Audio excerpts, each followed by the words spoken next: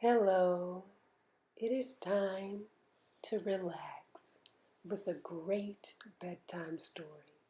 Go ahead, close your eyes, open your ears and your imagination as we begin a tale of sacrifice. The Legend of the Blue Bonnet by Tommy DePola. Great Spirit, the land is dying, your people are dying too.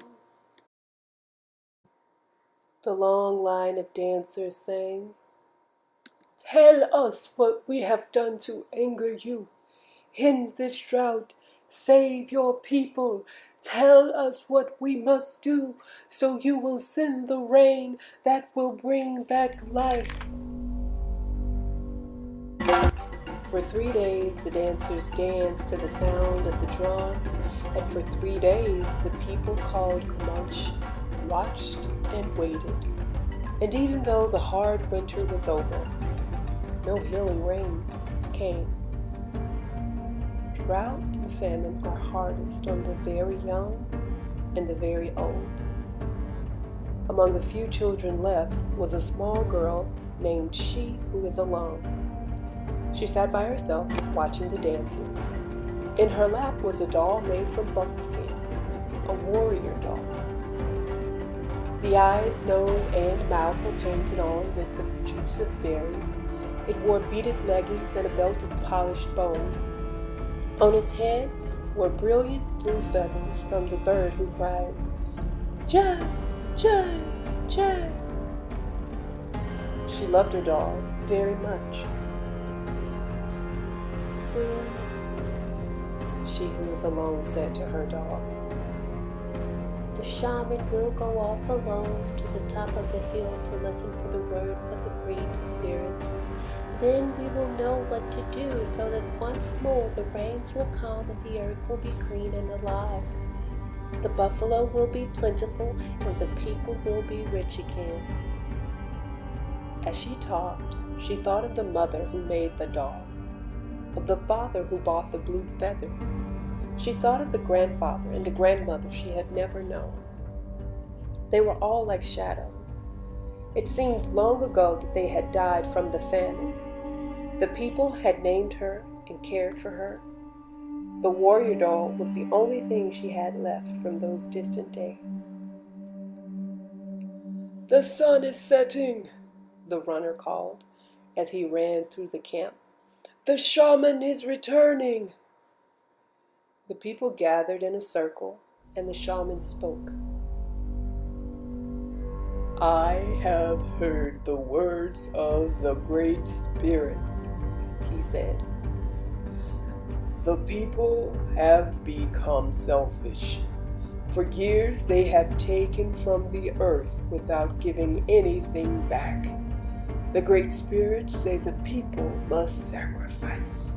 We must make a burnt offering of the most valued possession among us.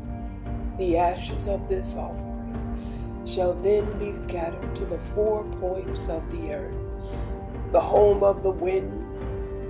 When this sacrifice is made, drought and famine will cease. Life will be restored to the earth and to the people." The people sang a song of thanks to the great spirits for telling them what they must do. "I'm sure it's got to be my new bow. That's the great spirit wants," a warrior said. "Or my special blanket," a woman added, as everyone went to their teepees to talk and think over what the great spirits had asked. Everyone, that is, except She Who Was Alone. She held her doll tightly to her heart. "You," she said, looking at the doll, "you are my most valued possession. It is you that the great spirits want." And she knew what she must do. As the council fire died out, and the teepee flaps began to close. The small girl returned to the teepee where she slept to wait. The night outside was still except for the distant sound of the night bird with the red wings. Soon everyone in the teepee was asleep except she who was alone. Under the ashes of the teepee fire, one stick still glowed. She took it and quietly crept out into the night. She ran to the place on the hill where the great spirits had spoken to the shaman. Stars filled the sky, but there was no moon. "Oh, great spirit," she who was alone said, "here is my warrior doll. It is the only thing I have from my family who died in this famine. It is my most valued possession. Please accept it." Then gathering twigs, she started a fire with the glowing fire stick. The small girl watched as the twigs began to catch and burn. She thought of her grandmother and grandfather, her mother and father, and all the people, their suffering, their hunger, and before she could change her mind, she thrust the doll into the fire. She watched until the flames died down and the ashes had grown cold. Then, scooping up a handful, she who was alone scattered the ashes to the home of the winds, the north and the east, the south and the west, and there she fell asleep until the first light of the morning sun woke her.